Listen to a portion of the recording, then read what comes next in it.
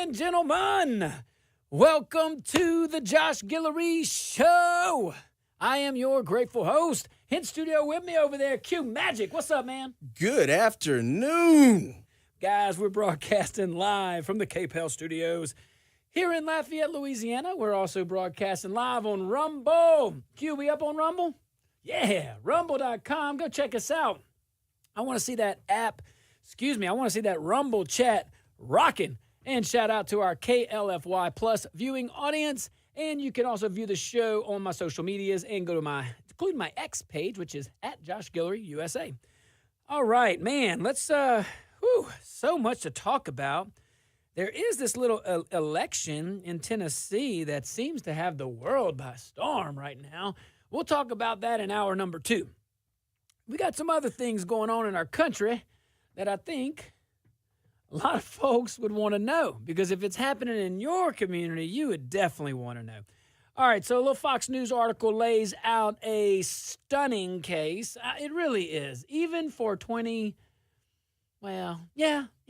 for 2025. Okay, I already put us in the new year. I got to stop that. So it lays out this situation in the University of Oklahoma, where a junior pre-med student, Samantha Fulnecki, was given a 0 out of 25 on her gender norms assignment because she wrote from her Christian worldview and backed it with scripture. Now, this is pre-med, right? Yeah, junior pre-med student. Pre-med, we want to talk about science. I think the DSM-5 talks about gender dysphoria. Now, I am just a dumb Juris Doctor, but I think there's a lot of medical doctors out there that believe in science that wrote that. I'm just saying. And she's a pre-med student? Okay, let's keep going. So she was told to give, the student, Samantha, was told to give her opinion on a research article. And she did that. She did exactly that. And a graduate teaching assistant, Mel Kurth, failed her. Straight up, 0 out of 25. This TA did not like that. It was not making the teacher assistant happy. No way. Matter of fact, the TA went on. Not only did she fail her, but she lectured her on her ideology, gave her a little good talking to, and claimed her views were offensive. Now, she must really be offended by the DSM-5. Is that teacher assistant you would imagine a pre-med course too, right? Or something medical? Seems like it would have to be. Yeah, you'd have to have some kind of, they study science still. Allegedly. That's true. I don't know, those guys in Oklahoma, y'all joined the SEC. Don't be bringing, and it's Oklahoma. I was going to say, don't be bringing that liberal stuff, but it's Oklahoma. Anywho, so let's really dive into this, because it could happen at the University of Louisiana. It could happen. I mean, look, the DEI budget comparison between, I'm not trying to beat a dead horse, but I graduated from that university. I'm just saying, I didn't like that. I won't go back there. I mean, I'll go back to school, but I won't go back to that point. I think changes are being made over there. I don't know. But the assignment, in this case, it asked all the little pre-med students to react to a scholarly article on gender norms. Okay? So the rubric required a tie-in to the article, a thoughtful reaction, and clear writing. Like your typical undergraduate assignment. Pretty straightforward. Okay. Samantha responded through her Christian understanding of gender and said traditional roles are rooted in biblical design. That's what she said. That was her answer. That was her opinionated answer in this beacon of freedom of speech, a college university. And this TA gives her literally a 0 out of 25. Nothing. You don't even get a point for just putting your name on it. When I was in college, at least if you tried, you'd maybe get a 10% or a 15%. like essay questions, like if you weren't prepared, you were hoping for an essay. You're going to get at least half. You're not going to get 0. I mean, come on. So, yeah, 0 out of 25. And again, called her work offensive, and I loved when you hear, boy, this is liberal lingo right here, demanding empirical evidence. That is liberal 101, right? That is out. That is like, I got to be careful. Progressive 101. Because remember, you know, you're tree-hugging liberal. Larry the liberal. Larry ain't hurt nobody. Man, Larry probably ain't even voting, but Larry's cool, man. That's all right. Just we don't give Larry much responsibility. We talk to him about leprechauns and unicorns. And Larry's cool, man. Larry wants to save the world, ozone layer, all that stuff, which, you know, I hear is doing better. I think they switched something in hairspray. Jeez. It was in the 80s when we started it, wasn't it? 90s maybe? I think 80s so. and 90s, hairspray, I'm just saying. I just remember. So we went grunge. We went from the hair bands to the grunge, and that's what stopped global warming? I just remember killer bees being a big thing back then. Oh, man, no Like, joke. I lived in fear of these things, No and they have kidding. not emerged into 2000s. All right, when we open these phone lines, if you remember the killer bee thing, I forgot about that. Yeah, I'd love to. Yeah, what's up with that? Well, the killer bee thing may make more sense than this pre-med teacher assistant teaching nothing about science. So let's go back to it. All right. So yeah. So back to this. The actual assignment evidence wasn't even required by the rubric. Is what the type of assignment wasn't even required. Didn't even need it. Samantha challenged the grade. Great. Okay, the TA doubled down. You're allowed to do that. Yay, can you look at especially on this kind of assignment, you mind if where'd I go wrong to get a 0? Did I not turn it in? Because I can understand a 0 out of 25 if I don't turn the assignment in. I mean, but anyway, so Samantha, she escalated it a little bit through the chain, but only after the story went viral did OU do anything. It's almost like they didn't care about the student, only the media coverage. Well, that tends to happen. Well, they felt the pressure. But OU placed after it went viral, they feel OU placed the TA on administrative leave and reassigned the course to a full professor. All right. Well, that's good. Samantha says the university overstated its responsiveness and only acted because of public pressure. Samantha ain't playing. Samantha ain't playing. She's received encouragement from fellow students, I'm sure, and, of course, hateful messages online. And she said she told Fox News she'd rather take a 0 than deny her faith. That was very admirable by this young lady. And very difficult to do. And we say that all the time, but it really is. Have you ever been in a situation where you had to do that? And I don't know. I don't know if you have. Yeah, so it's very, very, very interesting. Very interesting. Good job, Samantha. We'll cover this a little bit more when we get back. Stick around.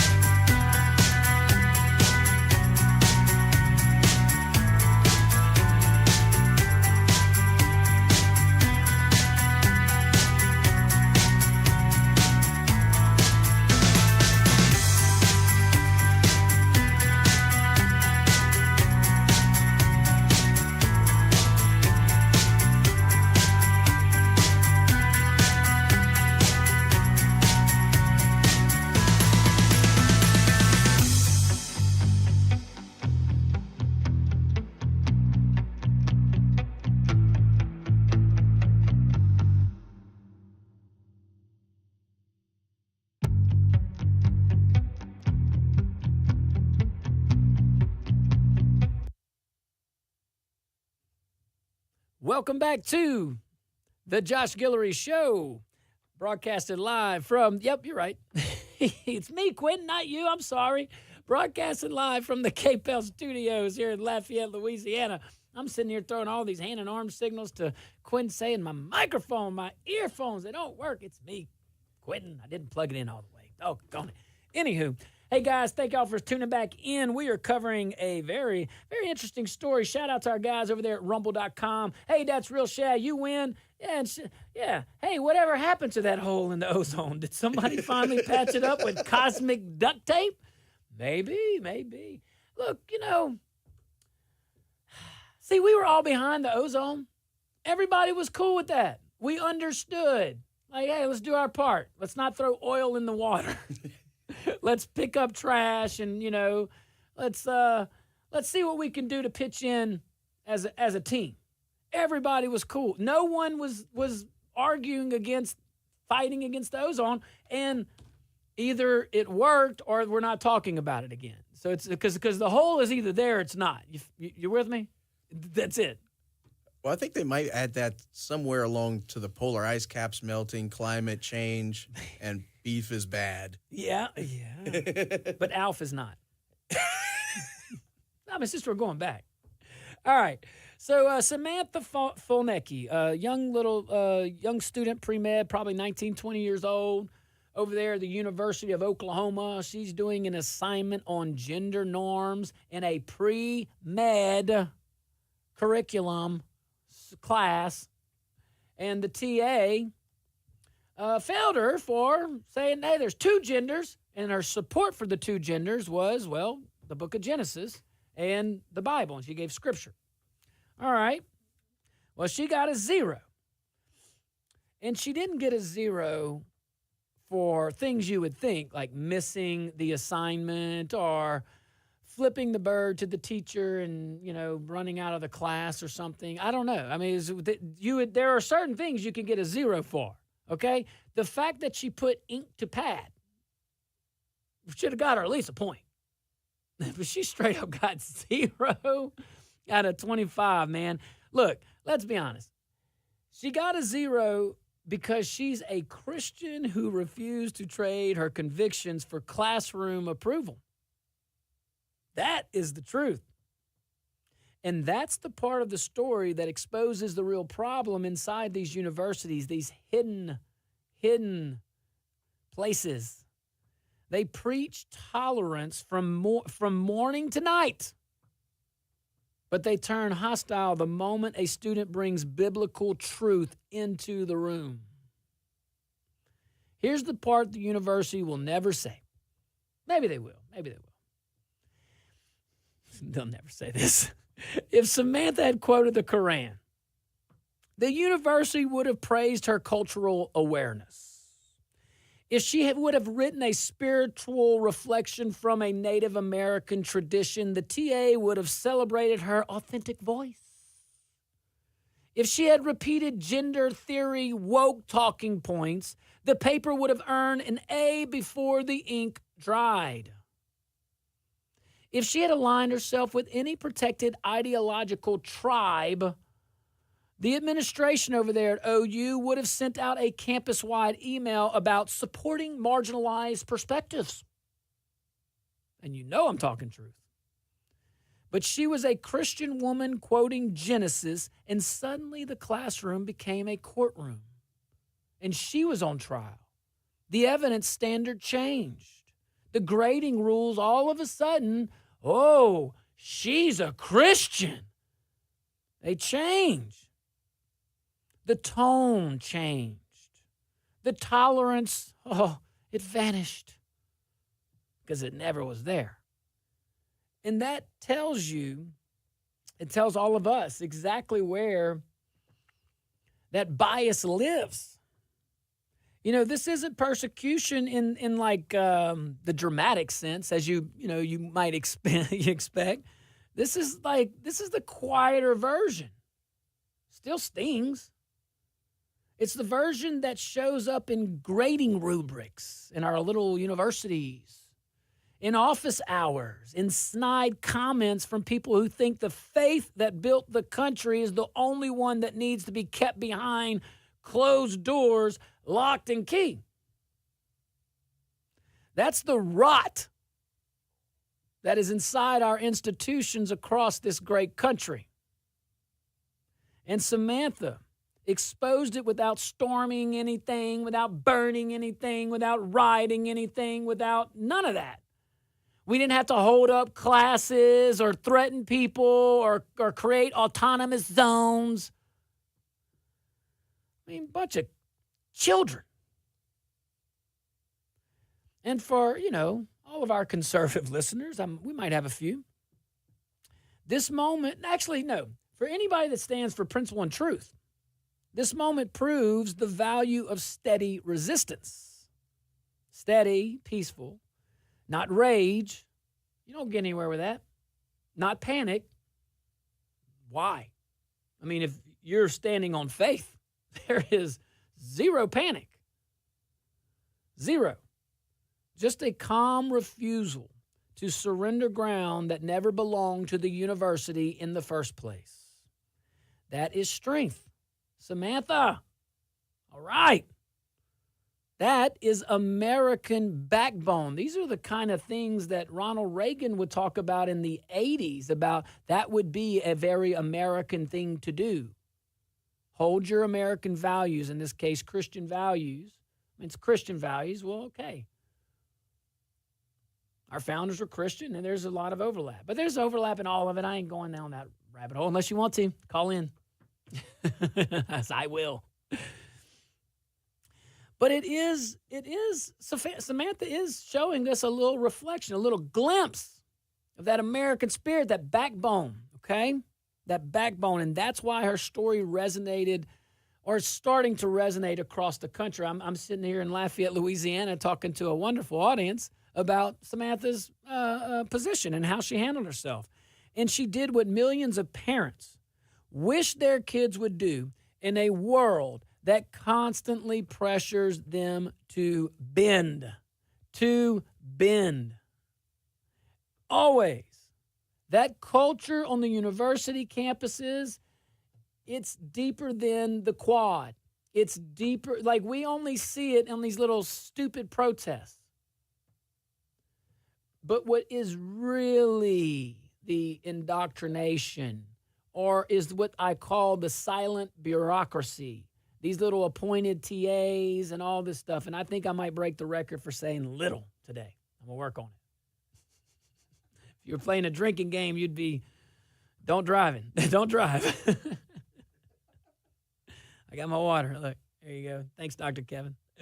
All right. But look, for let's say modern independent listeners, I thought about you too. Okay? You're listening today. This is not a debate about theology. That's why I don't even go there, but I will if you want. It's about fairness inside a public institution funded by public dollars, tax dollars. When the rules depend on the ideology of the person holding the grading pen, the institution stops serving the public and academia. It starts serving a narrative, a political one, a silly one. I don't even know if it's political. It's a childish one. It's give me the attention one. I don't want to conform to societal norms because somehow I'm more enlightened than anybody else because someone called me a name in the first grade. We'll be right back.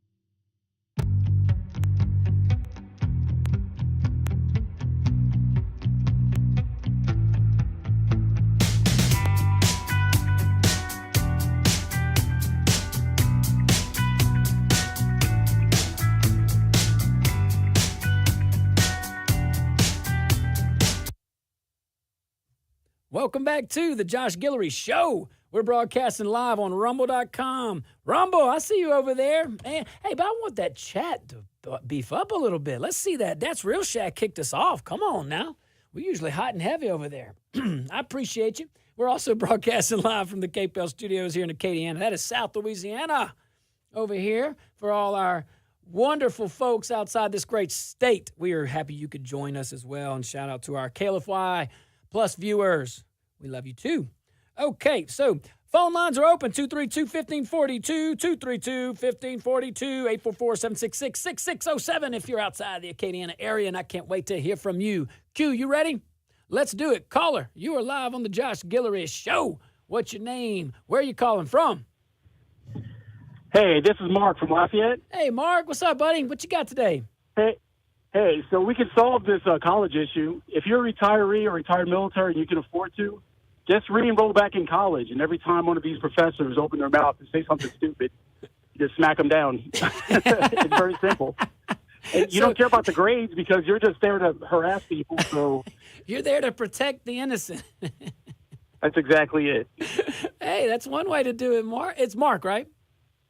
Yeah. Hey, Mark, thanks, bud. Look, be safe out there driving them roads and Christmas traffic, brother. Thanks for calling in. Yeah, Mark, hey, you know what I like about Mark? You don't come to the situation with a problem without a recommended solution. That's what Mark said. He's like, I got this. All these military guys that are retired, you're coming back in the service. It's volunteer under Mark's plan, of course. And hey, Mark, I bet you, my friend, that you would not have trouble with recruiting. Now, I'm sure there's another solution in between that. But Mark brings a recommended solution, one that a lot of people are probably shaking their head with in the car. All right, let's go. Let's go back to Warren. All right, let's see here. Warren, what you got, buddy? Well, I like the way Mark thinks. I hope he's a regular caller. Me too. Hey, it's hunting season. I'm going to have to tell y'all a funny story, true story. Me and one of my boss, he's dead and gone, but we had a couple of really good places we hunted together, and we had this one spot in Vermilion Parish. It was so good, as fast as you could load and shoot. And it was for some big shots, but his family on the land, so we got to hunt it. Well, one morning, he overslept and was supposed to open the gate and race there and got caught doing 120 miles an hour, and this state trooper was hot, and he come up to his window. He said, give me one good reason why I don't throw you in jail right now. He said, well, sir, I'm late, and your boss and all your co-workers are waiting to get in the gate, and I'm the only one that's got the key. Ah!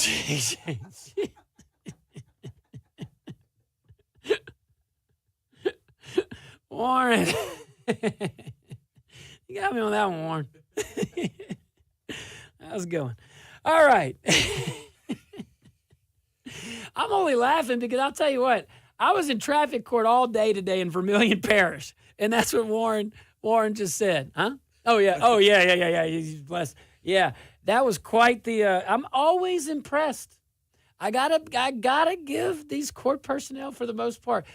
If you ever want to see a organized chaos in action, like effectively and efficiently run, get the lawyers out and go get that court personnel or clerk/court personnel working together in the DA's office on traffic day in the courthouse. You're going to see some ducks in order and working. So shout out to all the nice ladies and gentlemen that work in our courts, in our traffic courts.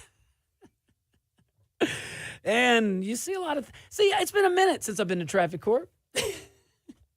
And it's I love it. I love it all. I just sit back and watch and just observe. And it's interesting, especially on arraignment day when you see some characters come up, man.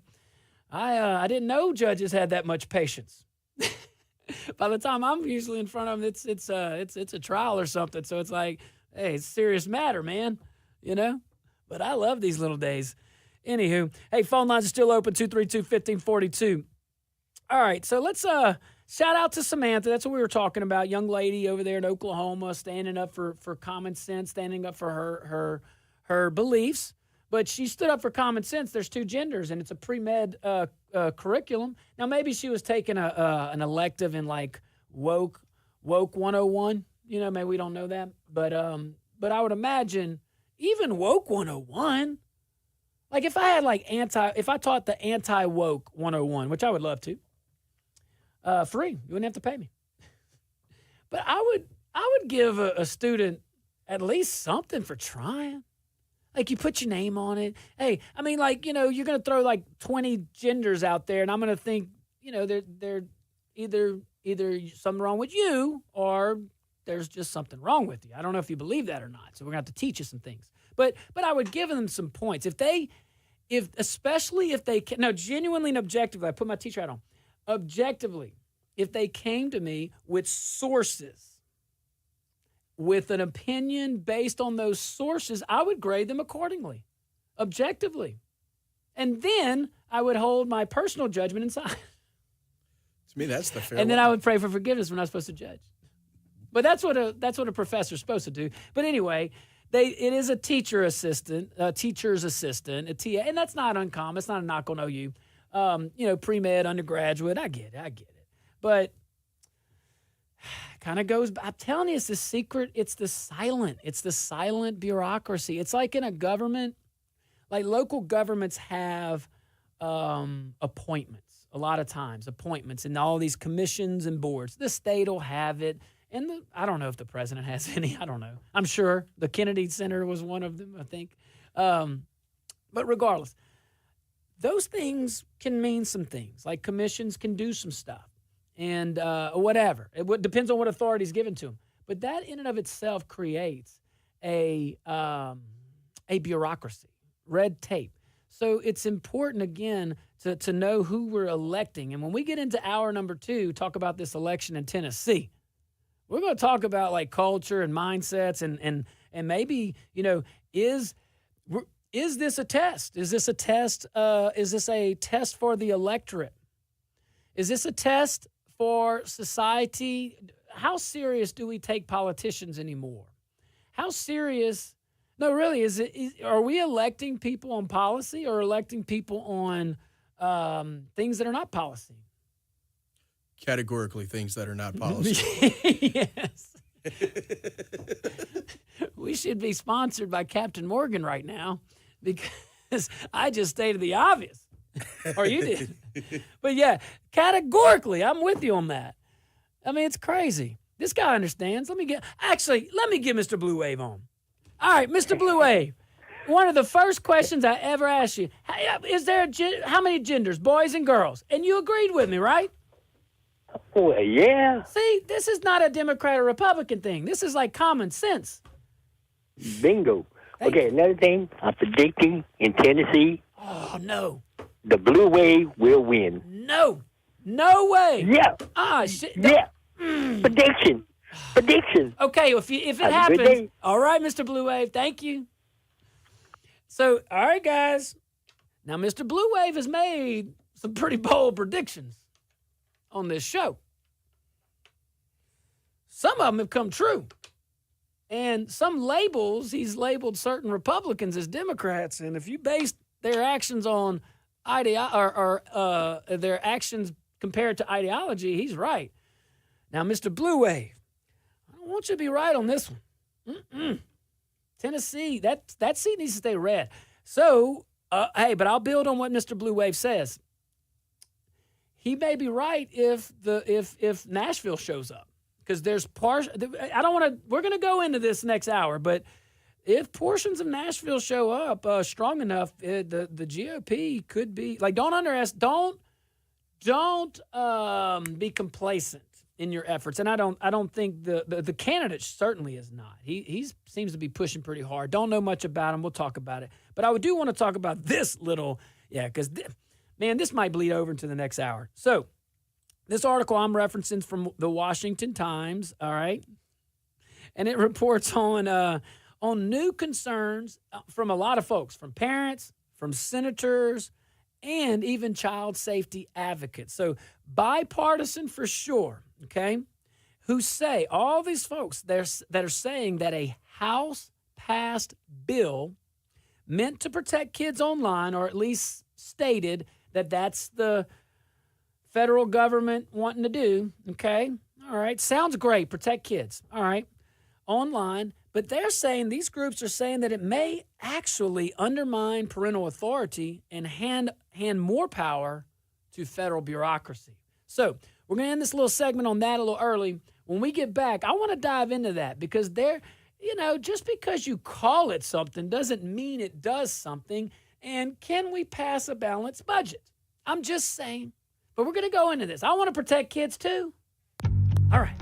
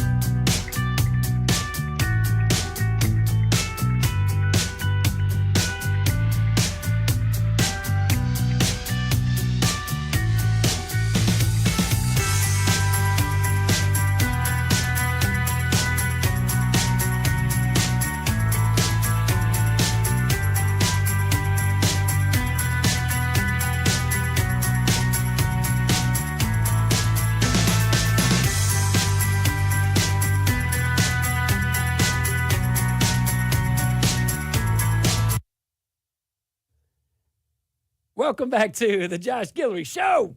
We're broadcasting very much live from from rumble.com. Go check us out, rumble.com. We're also live on KPL 94.5. All right. Ooh, 96.5. You can go there to one too. Doggone. How about I just stick to saying KPL? Even though 96.5 is on my microphone right there, that's pretty impressive. You have to try to mess that up. All right. Let's continue our discussion here. And it's one that should. It's one that should. You know, we were talking, and look, before I go back though, did you notice Mr. Blue Wave? He knows, he gets it. He understands common sense. Most Democrats do. All right? Most Democrat people do. It's the elites and it's the leadership in that party that is leading to nowhere, really. You got to get your stuff together. Really do. Now, Republicans, let's talk about this one, okay? So there's a bill that was created in the House, and the Senate knew about it, and that's kind of why some senators are arguing, kind of why some senators are not terribly happy right now, okay? Because the House stripped some things. So the bill creates, now, when I read this, I'm going to pause. The bill creates a new federal office. What Republican wrote that? I'm going to read it again straight from the Washington Times. The bill creates a new federal office. What in the living heck? Unless that is followed by and cut 3 federal offices, I don't want to hear anything else. What are we doing? What are we doing? We have power and we can help people and we can help the country. Anywho, let's keep going. The bill creates a new federal office inside the HHS, okay? Health and Human Services, to oversee child safety standards for social media companies. All right. That sounds noble. That sounds like, you know, something we would want. Great. Fantastic. Just because you can doesn't mean you should. The federal government never gives power back voluntarily. It takes so long to shrink a government at the federal level. It takes one budget at the local level. Anyway, so it takes one budget to screw it up at the local level too. 2 of them makes it worse. So parents and senators say that the bill removes key parental controls and gives Washington the final say in whether a child can access a platform. Okay. Critics warn it could force platforms to collect even more data on minors to determine age, identity, eligibility, as you can imagine. So a bipartisan group of senators coming forward, because this had bipartisan support, it had much more in it, okay? So a bipartisan group of senators, they started raising some red flags and arguing that the House had gutted out earlier safeguards that explicitly protected parental decision-making. Why would we even take that out? Why would we take that out? Why? Now, and I'm not saying that the federal government can't pass a law here, okay? I'm just saying when the federal government acts, it should be the last resort and it should be limited, okay, not broad. And that's what some of these Republicans and apparently Democrat senators are saying. Hey, we still want parents to choose. Now, but there's a whole bunch of people, so I'm just kind of going down the line. So tech experts, they've opined too, according to this article. Tech experts testified that the bill could push children towards, check this out, unregulated offshore platforms rather than safer domestic ones, the black market, or in between that. So I guess that's natural anyway. I don't know how much of a threat that is, but I guess it could be. So that's what at least Washington Times is saying a group of tech experts are saying. Okay, cool. Tech experts. They're probably text experts too. Supporters, however, because I want to throw them in there too. Supporters of the bill, they claim that the bill is about shielding kids from harmful content. And it may, this is a Tim Walz move, okay? We're going to tell little Timmy that he's helping kids, and he's going to go on the stage and clumsy around and do things that are silly, but he's going to get the backing and he's going to get in office. Timmy, you just go help the kids. Meanwhile, behind the scenes, you know what I mean? Like, this is what I feel like, but it's on our side. Like, you're going to, hey, congresswoman or congressman, you're going to help kids. You're going to be a hero. Here you go. I'll even write the legislation. You know what I mean? So supporters are saying that. Okay, well, that's not a strong argument. Opponents say that the bill expands federal power, and it does. It's in the bill. It's like literally, it starts off, it creates an office. And it's not just an empty one. But opponents rightfully do point out some concerns about expanding federal power under the banner of child safety. That is very dangerous. Here's the deal. This is what I'm talking about. The elites growing the federal government. It doesn't matter who's in charge if it were up to Congress. Now, the president hasn't signed this bill. And if there's one thing that maybe the president, could probably, I don't know if this is fair. He's cut government a little bit with regulations and stuff like that. So, yeah, maybe we don't know if he'll sign it. We don't know if he'll sign it. I mean, it hadn't even passed the Senate. So we'll see. And it might not pass the Senate. But this is the mentality I'm talking about. And without a strong president, it gets through with flying colors. But the elite grows their power, and they just change the buzzwords. So the Republicans are in charge, at least we think they are. There's more Republicans in office than Democrats in Washington, if that says anything. But they just use, like, our stuff, like protecting kids, which that's actually kind of bipartisan, okay? And then the wokey people, the Democrats who are not woke, but they want to grow government. They'll just say something else, like illegal immigrant or something, But in the meantime, we the people get screwed because we have to keep paying all these taxes. And for what? For what? How many departments during the shutdown went unnoticed? Look, I just want to compromise. Can we just start with those? Like, literally, like what Democrat or Republican, because it's bipartisan, elite growing government is bipartisan. Which one of you guys can reasonably argue against that? All right, stick around, guys. I'm going to carry this topic over, but then we'll talk about that Tennessee election. Woo! All right, guys, stick around. We'll be right back.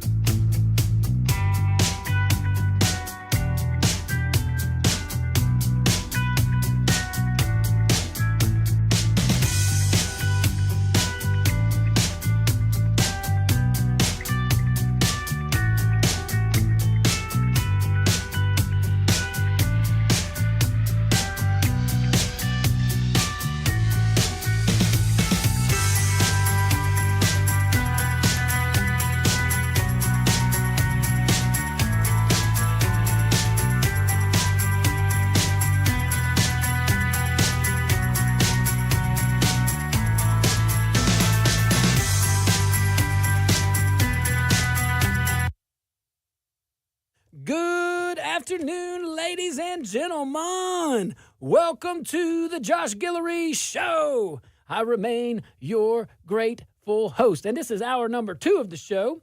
And in studio with me still, Q Magic over there. How's it going? It's going good. Had a good break. I just kept on with the same topic. We could have kept Rumble on. We could have kept the Rumbles on. Hey, guys, we're broadcasting live from the KPL studios here in Lafayette, Louisiana. We're also live on Rumble. There you go. Kill Switch, bringing it back. That's real Shad. There we go. Rumble.com, broadcasting live and rebroadcasting for our friends at KLFY+. Okay, so we're talking about this bill that passed the House. It is not passed the Senate. It's pending. I'm sure the Senate will take it up, and I'm sure the Senate will add in the protections to parental controls and parental authority, really, if you think about it. And then it'll go back to the House, and maybe it'll pass then. I don't know why the House would strip that. But there's a whole bunch of things we could unravel here. And this is, so this bipartisan bill, or the House passed bipartisan.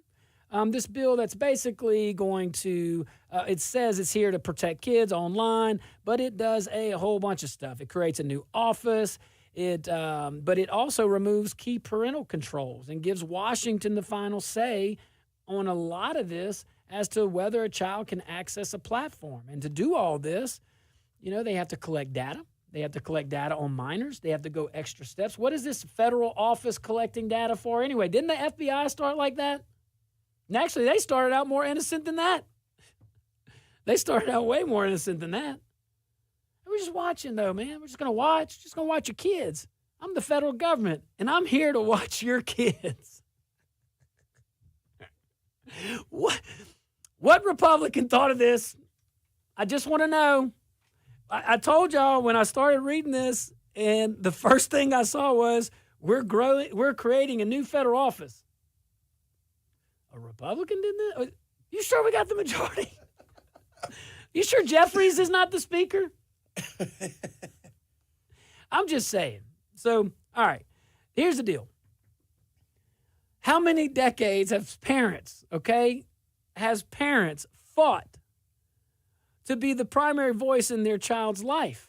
And it's really, and I could say that differently. How many decades has the federal government, or the government as itself, taken over parental authority? And the family has given it to them. And society, we've all welcomed it. We're all in it. No one's better than the other. No sinner is more of a sinner than the other sinner, and we're all beggars. But a lot of folks fought long time for the federal government, for sure, to get out of their child's life. And this bill treats that role, that parental role, as kind of optional. And that has a lot of folks, a lot of conservatives, and a lot of Democrats. That's what I'm saying. Like these are things we can probably agree on. But this bill empowers a federal office inside HHS to referee social media access. I want us to really think about this. Our AG and former AG here in Louisiana fought, rightfully so, on this one to get basically the federal government to stop colluding with social media to silence conservatives, and we just want to create an office that does that. And here's why. You could say, oh, no, it's for kids. It's for oh, no. Even if you are right, I want you to hear me out. Even if you are right and everybody in that office is good and doing good things, they retire in 30 years, max, probably 10 or 15. Their good ideas and good heart leaves with them, but the federal power stays. The office doesn't go away. Trust me, I fought this nonsense at the local level, and it was hard, and we did it. Only for some of it to be put back, but whatever. I can only imagine at the federal level. So why are we making it easier for elites to control us in Washington to control us. Why are we doing that, Republicans, on this one? Look, we talked about civil war yesterday, and I do not advocate violence at all, but there is a crossroad. I'm not going to use civil war because of what those words imply. But we are certainly at another juncture in the road as a country, and our parties better wake up. Because you know what the common theme is right now in both parties? Is the people in charge don't listen to us. And you got the Republicans, most of us, look at Louisiana, for example. We send Republicans up there and yeah, there's some wins. Thank you. Thank you for doing what you said. Thank you for doing a fraction of what you said you were going to do. Like, you want our thanks for doing the right thing? You get paid. You get all these things. You like, what do you thank you? Hey, all the people cutting grass, go stop them and tell them thank you. All those hardworking public works folks out there in the roads across our great cities and municipalities and parishes of this state. Go tell them they're doing a good job because their batting average is higher than you, Republican elected leader. Their percentage of fixing potholes is better than your batting average on conservative ideas when you have a supermajority down the street. Why aren't we shrinking DOTD, Louisiana? Why aren't we shrinking the government? Why aren't we having all the people in the right rooms to lower insurance? We know the answer. A lot of it is a three-letter word, starts with an E, ends with an O, and rhymes with figo. Let's get back to this, though. I'm sorry, guys. When I hear growing government and it comes from a Republican, it does something to me because I know they just don't get it and should never be in office because they just don't get it. And here's what the it is. They don't get it that when they're gone, no one's going to have the passion that you did. And no one's going to have the good. That's why these, and maybe not necessarily this, issue, but most issues should be regulated at the local level because you can undo stupid so easy. Listen, when I was in office, I made some stupid decisions sometimes. I really did. Thankfully, I had a good team around me to pluck me on the forehead and say, that was dumb. Don't do that. Let's fix it. But we fix it. Listen, you don't have that luxury as much as a governor or as a president, but a mayor does, Local. Anywho, all right, guys, stick around. We'll be right back.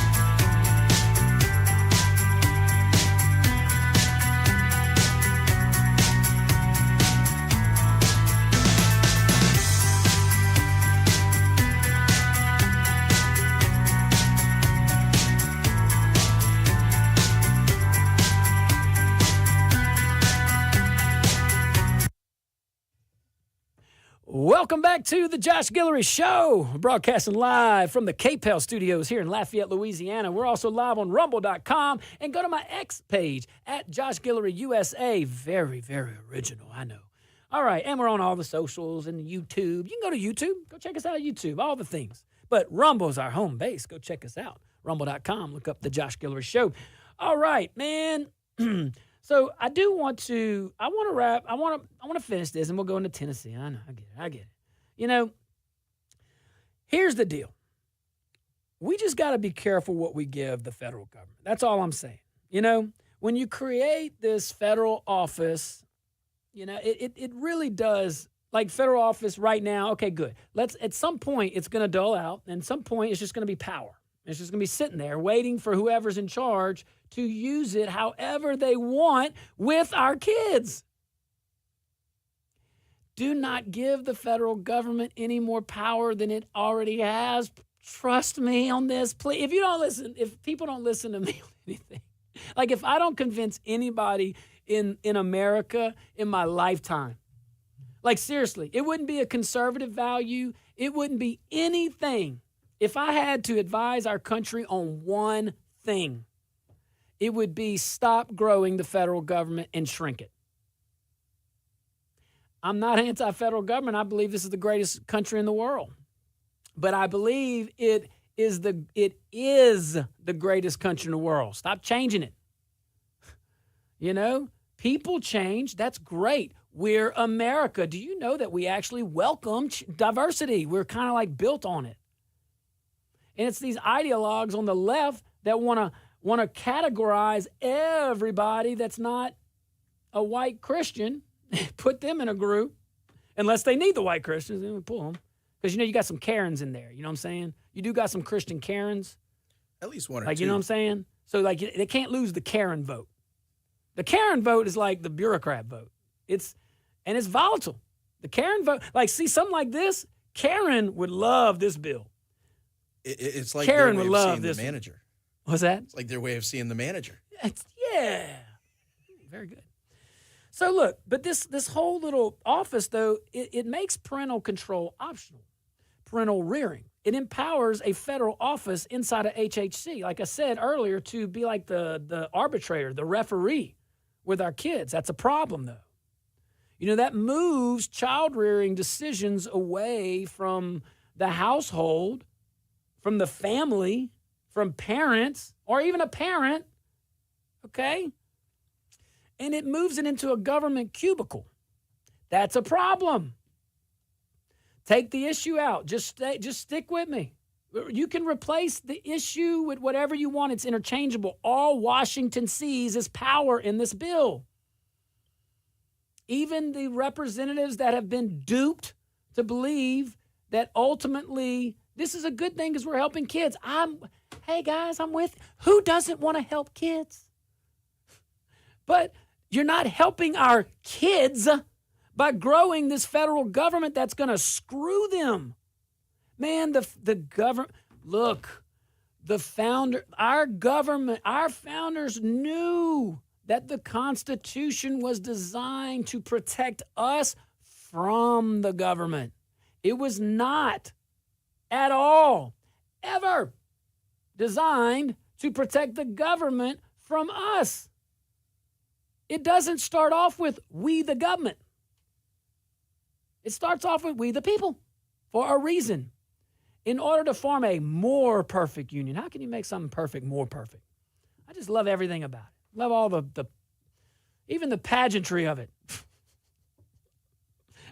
If you read the Federalist Papers, that will make more sense. Just saying it like that's kind of like, what is he talking about, man? But there's some stuff. Because that had to be ratified, you know. And these colonies were thinking that there were states and there were countries. So it was like a thing, okay? It was a thing. But man, but they wouldn't, none of those guys would envision this. Every parent can agree that kids need protection from predators, algorithm traps, and destructive content, no doubt. But there is a difference between helping families and replacing families. Government wants to be the family. Government wants to be church. Government wants to be God. Government wants to be everything in your life because that's all the government can do, because government can't exist without a people. And this people needs to be very careful to not give that entity that much power. And I just get so taken aback. I really do. When I see Republicans abandon this basic American principle. I should have Democrats and Republicans right now nodding with me in agreement, and I bet you we do.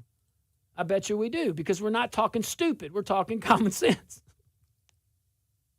I say stupid in a language, as like the stupid language. Because that could be like, some people could be offended. Like that TA that gave that Samantha 0 out of 25, she would be offended by me identifying, well, she can identify different genders. I can identify different languages. And language, there is a language of stupid. And it's different than ignorant. I've been ignorant and I've been stupid. I've been ignorant and stupid at the same time. And my wife will tell you sometimes for long periods, I would have just listened to her. Man, who's been married more than 10 years, 15, 20 years? I'm going on 20 years. I'm telling you. I can look back. I'm not just saying this. I really can, like no joke, look back on some of my worst decisions. And if I would have just listened to my wife, I don't want to admit that, but boy, Lord. And if she's listening, she's like, yeah, I got it. But here's the deal. When we talk about, I just said there's a difference between helping families and replacing families, like with this legislation. When Congress forgets that difference, when Republicans, man, if we forget, boy, preaching pro-life, pro-family, and you want to introduce this silliness, you pro-government or duped, something like that. But when Congress and whoever it is forgets this basic truth, this difference, bad policy occurs. It follows. This is very important. Our elections are very important.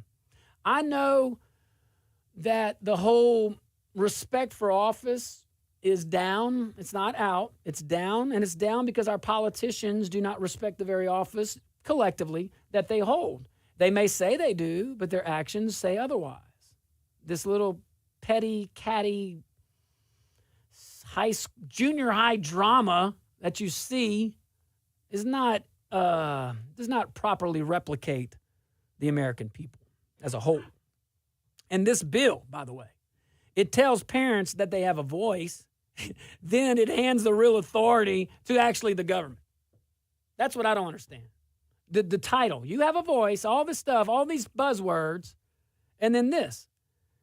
And, I really am probably preaching to the choir here, okay? Most folks, know probably like instinctively. It's like the folks viewing, and I don't care if you're a Democrat or Republican. I'm talking common sense, okay? I'm talking about as a parent. And then you don't even have to be a parent. Just someone who cares about our future, okay? And I'm talking like genuinely. We've all watched the federal government expand during every single crisis that we've seen. Kids' mental health becomes a headline, and suddenly Washington wants jurisdiction over your family's devices.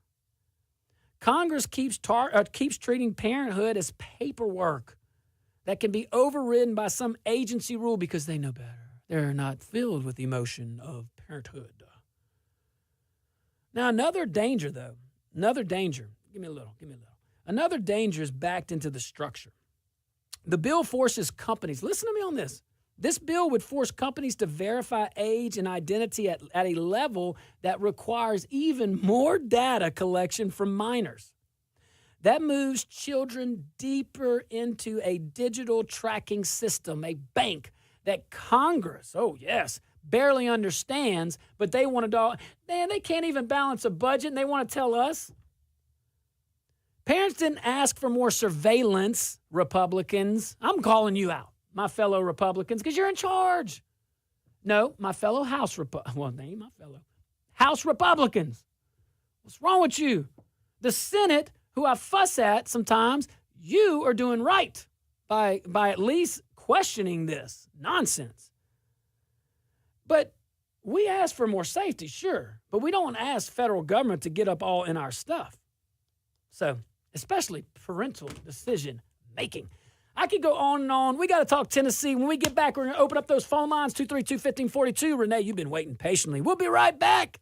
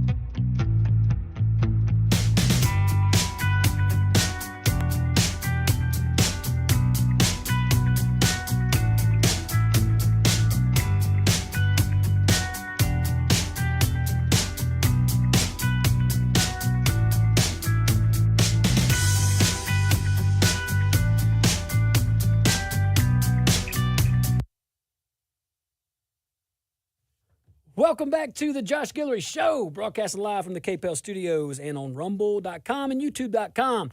All right, let's go to Renee. Renee, man, you've been holding patiently, my man. I appreciate you, buddy. Yeah, What you got? most of the problem is that a third, 1/4, a big chunk of the parents are wordless.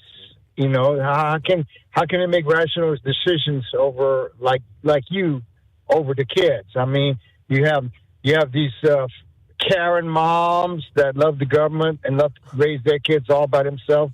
They don't need a man. You got these men that want to play around, have jobs, have all kind of multiple kids with multiple women.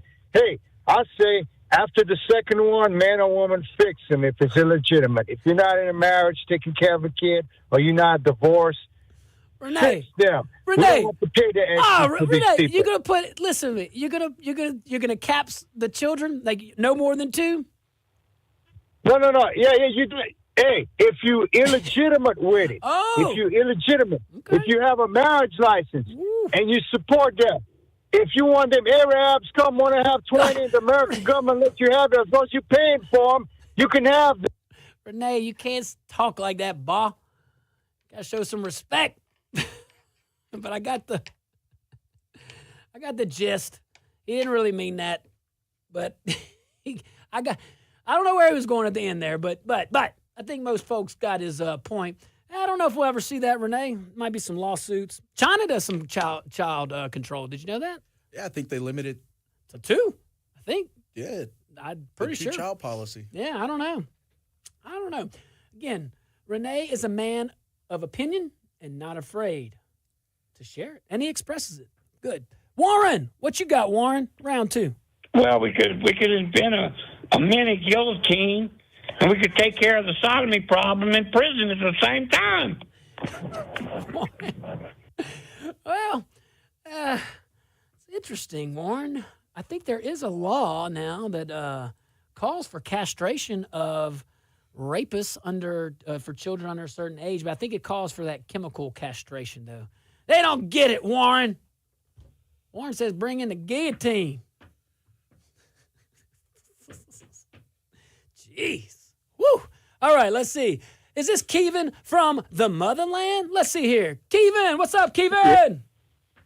Hey, I'm not 100% with Renee, but I'll go this route. If you're already receiving government assistance and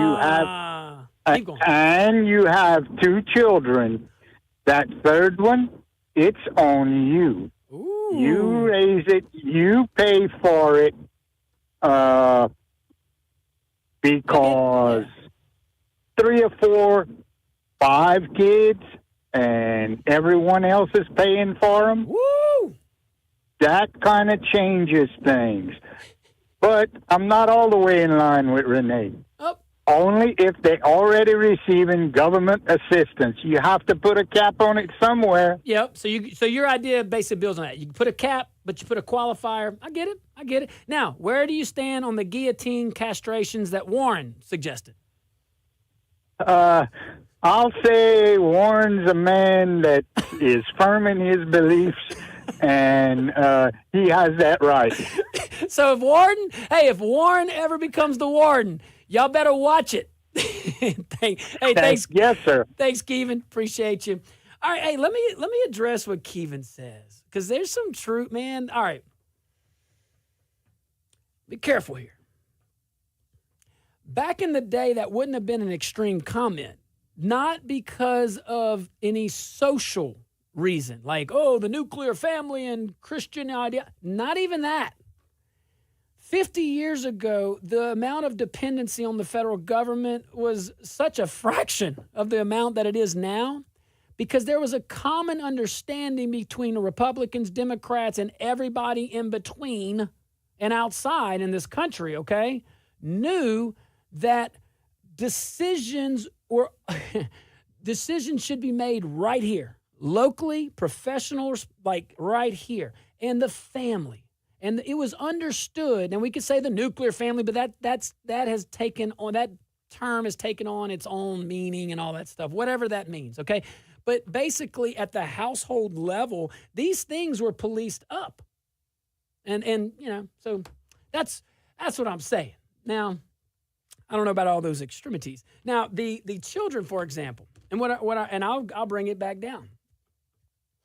At the local level, I mean, it's polarized right now to say, hey, if you're on government assistance, any babies outside of 2 that you're not married, you don't get any more assistance.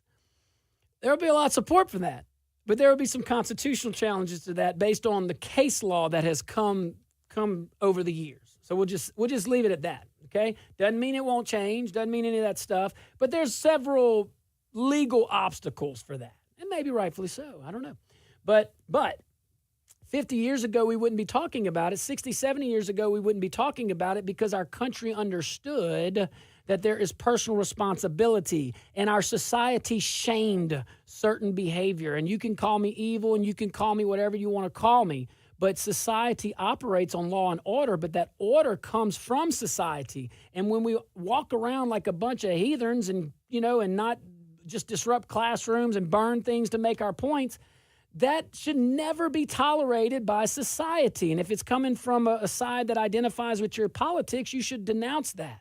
And that is how we grow. That is how we grow. So just saying, you know who else knows? Big Chris. I wonder if we'll get to this Tennessee election. Big Chris. What's up, Big Chris? Well, all these people on with all the children and getting paid for it by the government created that. When they started getting rid of the incentives for business to stay here and they started going overseas by taxing them so much, then people started making less money. Now, the taxes keep going up, your wages don't keep up with it. So people they have to turn to whatever they can, and it's the government.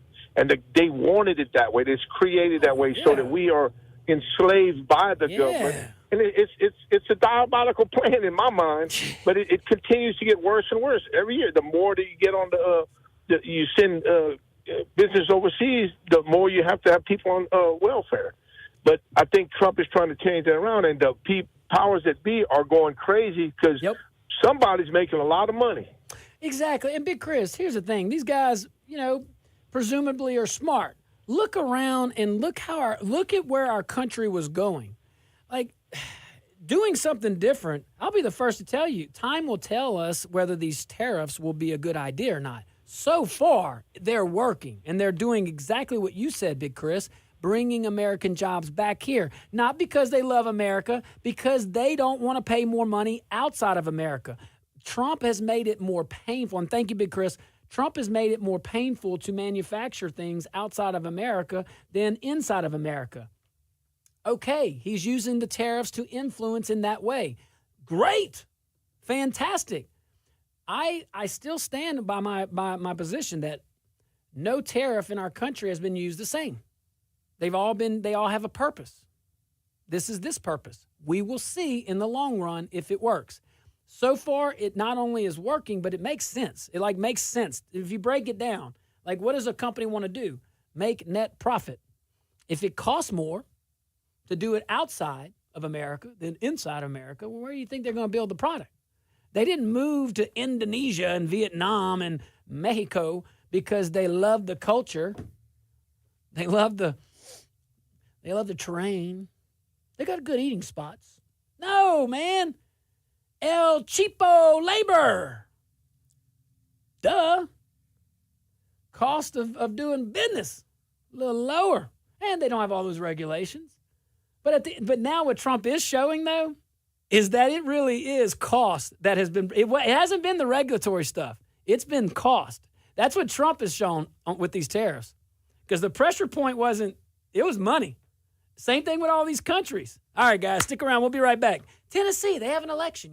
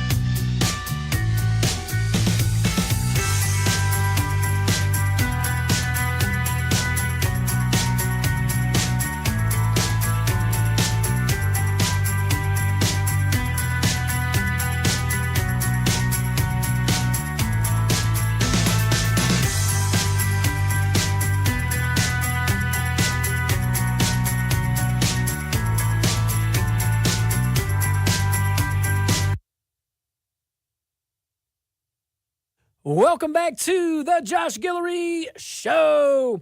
Man, look, guys, when strength matters, when custom matters, when failure is not an option, C-Safe delivers. C-Safe. C-Safe oil FRP products are engineered to resist corrosion, reduce maintenance, and outlast the competition in the harshest environments, from offshore platforms to wastewater treatment plants and everywhere in between. Their products are American-made and manufactured right here in Acadiana by American workers. Check them out, csafe.com. My friends over there at C-Safe, and that's S-E-A, just like the ocean. All right, so I love my friends over there at C-Safe, man. Jeez Louise, let's see here. All right, let's talk about Tennessee, shall we? All right, so this article is from Taylor Penley at Fox News. It covers the showdown in Tennessee's 7th Congressional District.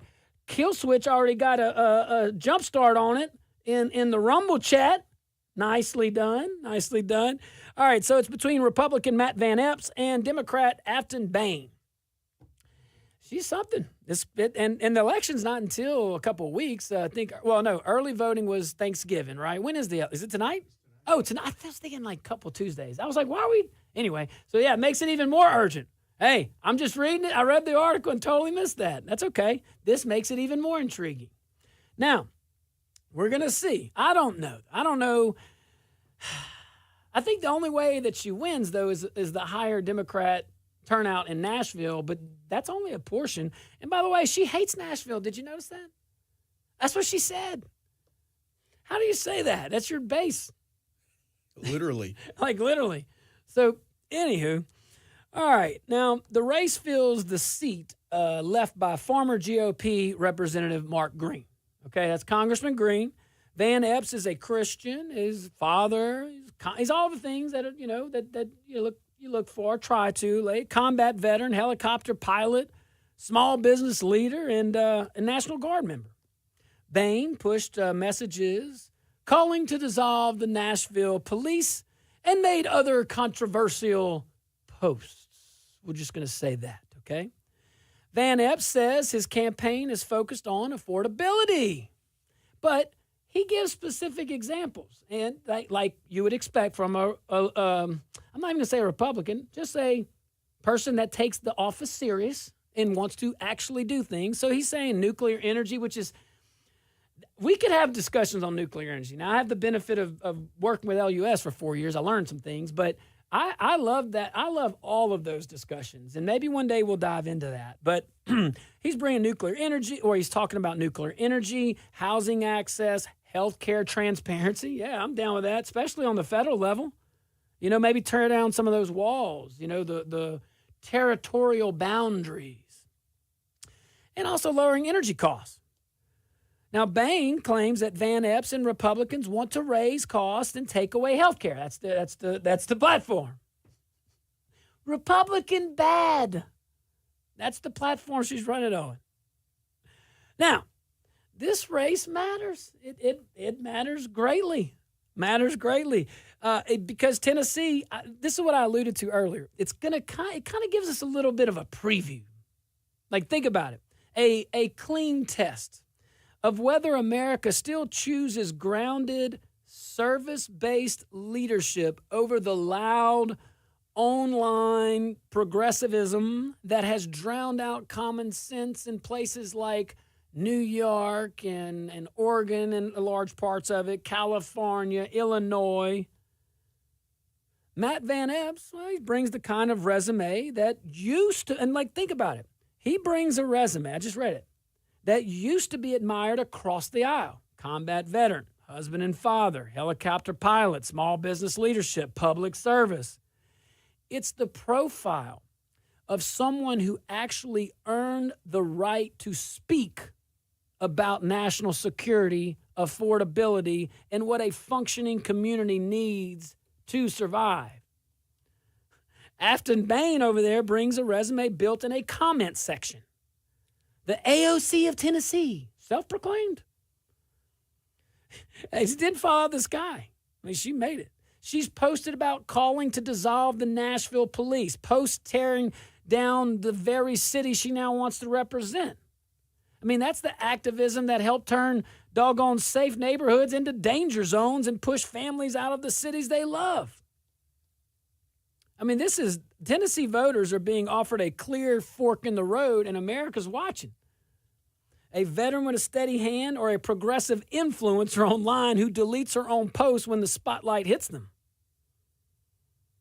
You know, if that district may very well turn out and turn it blue. We don't know. We'll see. We'll see tonight. So tune in. Tune in to your major networks tonight. It'll be all over the news. It's the Super Bowl it's a playoff game because nothing else is in town, and we can only say the same thing over and over so many times. Hey guys, thank y'all so much. What a great show. Appreciate you. You made it way better than I could ever dream of. So I certainly appreciate